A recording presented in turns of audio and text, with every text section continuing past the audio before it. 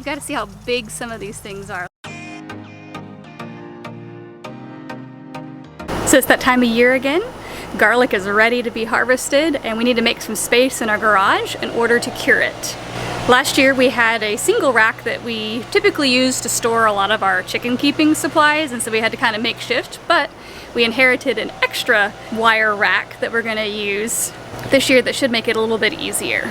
But I'm going to show you the process of getting set up for curing the garlic that we're going to harvest later today. This is the wire rack that we used last year. As you can see, it always gets filled up with stuff and junk as the season goes on. So we're super thankful that this wire rack arrived recently. It's not quite as wide as the other one, but it should still work for the purpose. We can see that we harvested a few to see what the size was. We also had an onion that fell over with a storm we had last week, so we are going to pull the rest of them this evening and get them set up for curing. So somewhere back in the abyss we have, there's our box fans. So since we live in a really humid climate, we set up 2 fans, one from above and one from below, to keep the air circulating so that they dry even though we have a humid climate.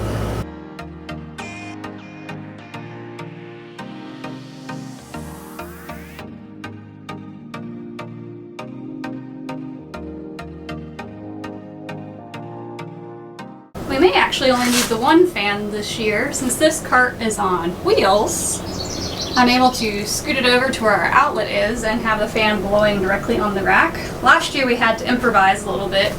We only had 2 of these shelves in this rack, and then we were trying to hang the rest of it from the rafters up here to dry, so we had a fan over in that corner blowing up, and then we had a fan down here that was blowing on these 2 racks. But this year, I think we might be able to just have the fan blowing directly in the vicinity of our garlic on those racks there. So after we harvest later and see how many garlic bulbs we have, we'll report back and see if this actually works.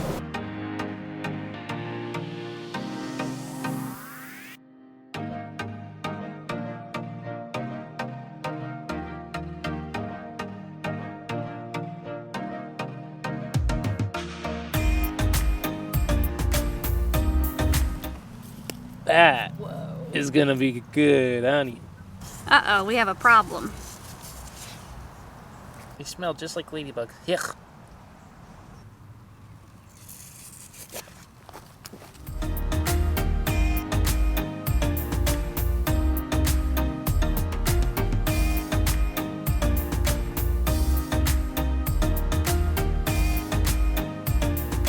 Well, we got slightly sidetracked. Our purpose tonight is actually to harvest the garlic, but we ended up spotting a bunch of the Mexican bean beetles on our cucumber plants.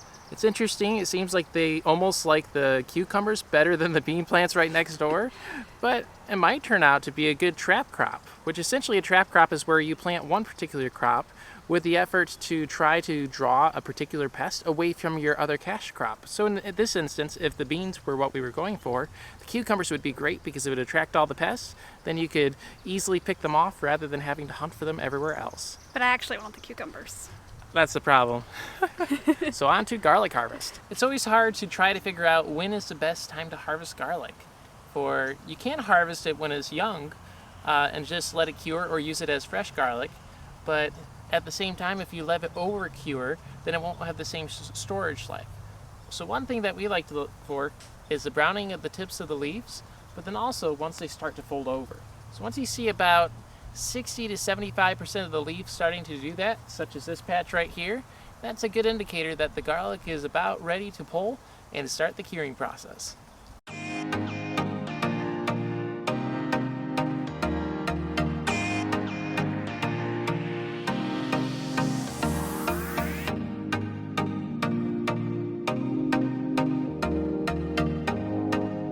So last year we had a lot of garlic that did witch's bloom. That is essentially when each of the individual garlics within the clove start to sprout and send up a different head.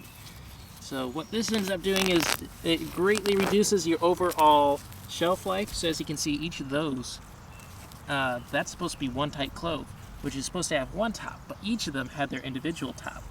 So this is a good one to turn into minced garlic, as the shelf life has a tendency to be a little bit shorter, and you don't want to plant these for the following season, otherwise you could have a higher tendency to get more of these.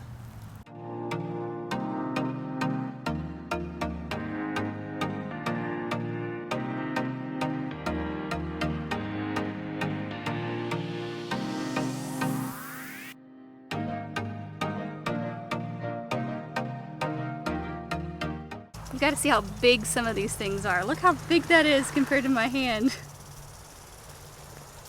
And it's not just one. Look at these things. And the beautiful coloring.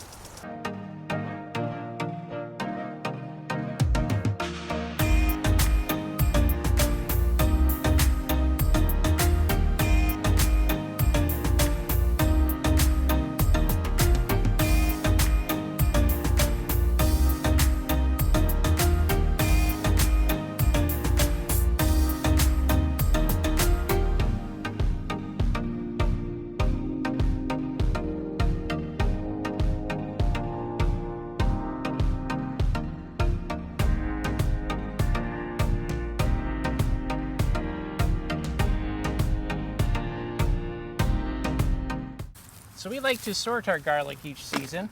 We'll go ahead and save the largest bulbs for our seed garlic next year. As the cool thing with garlic is the genetics of the large bulb will be passed on to the next generation. So the larger the bulbs, the better the root size will likely be in the next year. There are many variables of which can influence this.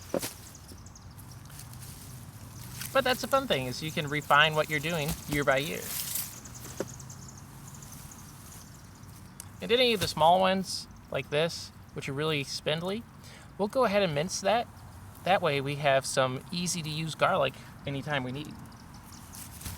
We will link the recipe below.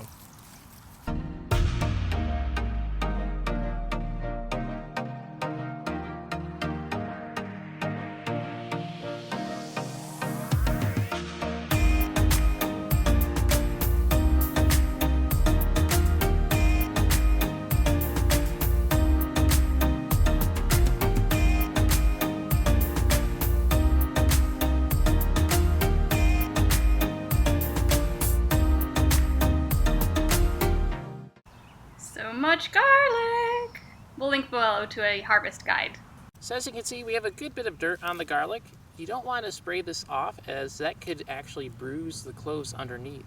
So it's best to just let these dry during the curing process, and then once it is dry, we'll show you later, but that dirt will just crumble off and present a beautiful clove thereafter. Ideally for harvest, the soil conditions would be drier, but since our garlic was interplanted with our potatoes, our beans, and other crops, we weren't able to turn off the sprinkler as we've had some really warm days over here. So as a result, we had to harvest when it was wet, hence why it's so dirty, but we'll be able to clean that up on the backside. All right, that's all there is to harvesting the garlic. We'll be taking the garlic home and putting it on our wire racks that I showed you earlier for the curing process.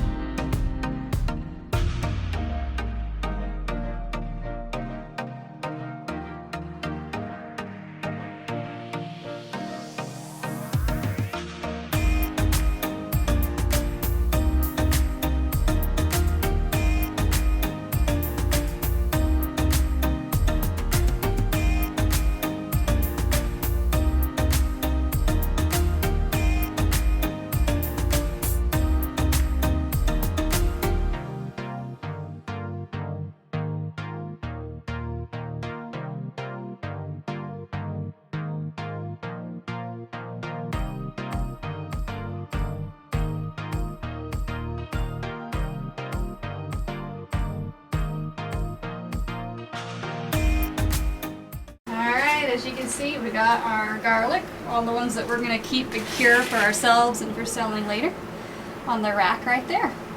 We also have a crate of garlic that didn't fit on the racks that we're going to sell as green garlic at the market tomorrow morning. Well, that's all there is to getting garlic out of the ground and setting it up on a rack to be cured. We have a fan running because, as I mentioned earlier, we do have a very humid climate, so we want to make sure there's as much airflow as possible here in our garage, and we do leave the garage door open as well for extra airflow. In a couple weeks, we'll come and check back on the garlic and show you what it looks like as it starts to dry and cure. And at that time, we'll be dusting off the extra dirt that we had on there. So until next time, happy growing.